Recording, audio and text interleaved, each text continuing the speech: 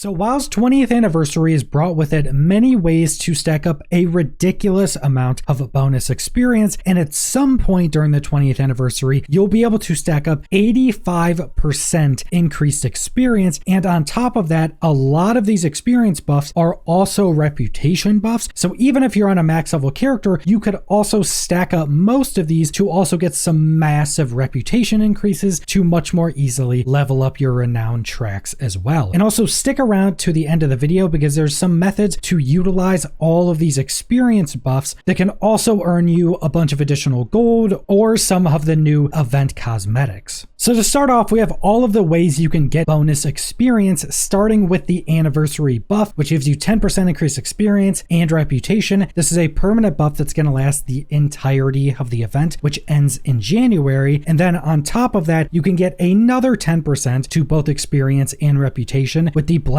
of the bronze dragonflight, which is able to be obtained from the Celebrate Good Fun weekly quest in the new Caverns of Time area. So right outside the Caverns of Time. All this requires you to do is fill a meter by partaking in any of the new content with the 20th anniversary. So this is killing world bosses, completing the raid, doing any of the mini events on the fairgrounds, doing classic time walking, anything that's connected to the 20th anniversary will fill up this meter. And once this quest is complete, you get a 12-hour buff that does not go down in duration when you're logged off for that increased experience. And also, if you're trying to complete this quest, you can redo things even if they don't give you loot to continue to fill up that meter. You could go re-kill any of the event world bosses, they'll still give you percent. You could go redo the Chromie event, that'll give you percent. Anything you want to do in the event, no matter if it's going to give you loot or not, will fill up that meter. But that brings us to the biggest boost to your experience, and that is the Mentor's achievement for the War Within. So if you level up any character to level 80, you'll get the first step of this achievement, which gives you 5% increased experience on all characters at all times for the entirety of your account. And this stacks up to 5 times. So if you get 5 characters up to level 80, you'll have a 25% increased experience buff from everything in the game at all times on every character on your account. This is the biggest experience boost out of all of these. But if you don't have a bunch of characters at level 80 already, utilizing all these increased experience, you'll be able to start to get more of them to level 80. But that brings us to the more conditional experience buffs, starting with the War Mode bonus. So if you go turn on War Mode, that'll give you a 10% increase to your experience if you're doing anything in the open world. And this buffs most things. Killing creatures, doing quests. This will even buff things like picking up the candy buckets during the Hallow's End event. It'll also buff things like gathering, so mining and herbalism. So if you just want to fly around and gather, the War Mode experience bonus will also buff that up as well. But if you're trying to do anything like dungeons or any instance content, that bonus won't work. So this one is specifically for all outdoor open world content. And then you also have the Hallow's End event that's currently going on from October 25th to November 8th, and you'll be able to get a 10% increase to experience and reputation gains going outside most of the main cities. I know at least Ogremore and Stormwind, there'll be a bonfire there. Just click on the bonfire. You'll get a 2-hour buff for this, but I don't think this buff lasts if you die, so you just have to go back outside the city and click the bonfire again. There's no currencies or anything you need. Just click the bonfire and you'll get another bonus to experience and reputation. And this buff's duration shouldn't go down while you're logged off as well. So if you want to go on a bunch of vaults you may want to level up later, you can go to this bonfire, click on it and log them off, and they'll keep that buff as well. And for another event buff, you have the Dark Moon Fair buff, which again is another 10% increase to experience and reputation gains, and the Dark Moon Fair will be active 3 different times during the 20th anniversary. But what's really strong is that there's going to be one time during the 20th anniversary where the Hallow's End event and the Dark Moon Fair event overlap. So from November 3rd to November 8th, both of those events will overlap, which is also how you'll be able to get up to the total of 85%. So during that week, that'll be the absolute best time to level up or to go farm renown renown or any other reputations. Now, the final conditional experience buff is a little bit different, and this is the Drought of 10 Lands, which increases your stats by a very small amount and increases your experience by 10% for an hour. Now, this only works on characters under level 50, and this takes a currency that you'll probably already have if you played during Battle for Azeroth. This is obtained from a vendor in any of the main cities for Horde and Alliance in Battle for Azeroth, but it does also take a currency. So for Alliance, it'll take the 7th Legion service medals, and for Horde, it takes the Honor-bound service medals. These are a currency you would obtain from doing certain content from one of the major patches in BFA, and if you don't have any of this currency, I would recommend just completely ignoring this potion, because I'm pretty sure you have to do some quest lines to even get into the content to even be able to obtain any of those currencies. But if you played at all during BFA, you probably have some of this currency, and you can just transfer to any of your different characters to build it up if you need to. It's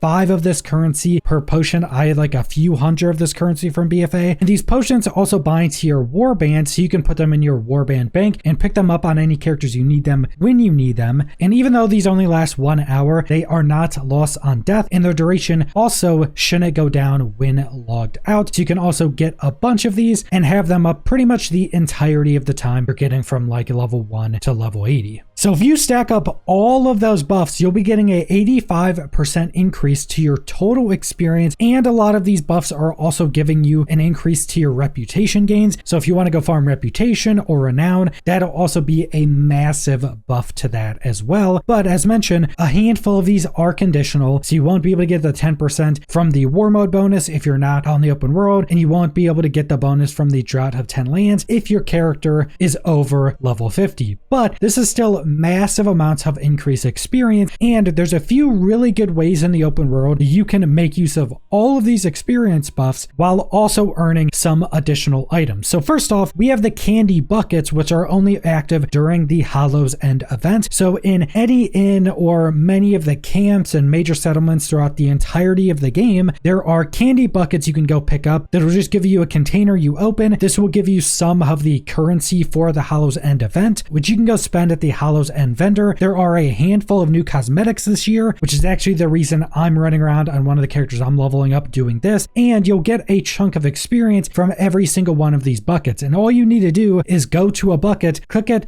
accept the quest, and you're completed. You get the experience and you get the bag that gives you the currency for this event. There's also an add-on you can go download called Candy Buckets that'll show you every candy bucket in the game on your map. What's also really nice is you can click on any of these candy buckets and it'll bring up the in-game arrow, which will show you exactly where you need to go. It'll track it on your minimap. It'll show you how far from it you actually are. So if you just want to get a new character and run around all of the different maps from every expansion and just drag and ride everywhere picking up these buckets, you will level up pretty quickly with all these experience buffs, and you'll be getting the Hallow's End currency to get all of the new cosmetics. And while I've been doing this on a lower level character, this has been giving me around 9 to 10% of a level. Now this isn't all the experience stacked up because we still don't have the 10% from the Darkmoon Fair, but it seems to be pretty consistent that it's 9 to 10% of a level, because I've been doing this for 10 separate levels on this character, and every bucket is still given a similar percent of experience. So it seems all the way up to level 80, you'll be getting around 9 to 10% of a level for every single one of these buckets you pick up, depending on how many buffs you have stacked up. Now keep in mind, these buckets are affected by the war mode bonus, so you're getting just another permanent 10% experience buff on top of that. You can also pop the potion if you're doing this on a lower level character and level them up that way. And I would actually recommend, if you're doing this version, to go level up a new character, because you can also use the experience potion for another 10%, and you still have the normal dragon riding, so it's still going to be the exact same speed as your mains. So you can level up a new character. It'll be faster to level up a low level character than ever before, and you're still getting the event currency, which you can go use at the vendor for these cosmetics that unlock it on the entirety of your account. So this is a very good way to get a very low level character and level them up very quickly. And another really good way to utilize all of these buffs, so specifically being out in the open world, is to do gathering. To go pick up herbalism and mining, and then just go gather every node you find, no matter which expansion you're currently leveling through. Because every time you gather an herbalism and mining node, you get experience. That experience scales with your level. So even if you're doing this in the War Within at level 74, you're still going to be getting a similar percent of experience as you would if you're doing this on a level 30 character. And since you're in the open world, you can stack up all of these buffs, and this can be done to make quite a lot of gold. Even in some of the old expansions, or even if you're in classic zones, those materials can still sell for some decent gold. If you're on a lower level character and you're wanting to make even more gold, you may want to go check some of the prices for different gatherables in different expansions or back in classic, because some are going to be worth a lot more gold than others. But I will say, if you're gathering in certain expansions, you're probably going to be finding less nodes. Some expansions just had less nodes than others, but also if you're a character high enough to go to the War Within, this is going to be the best way to make gold,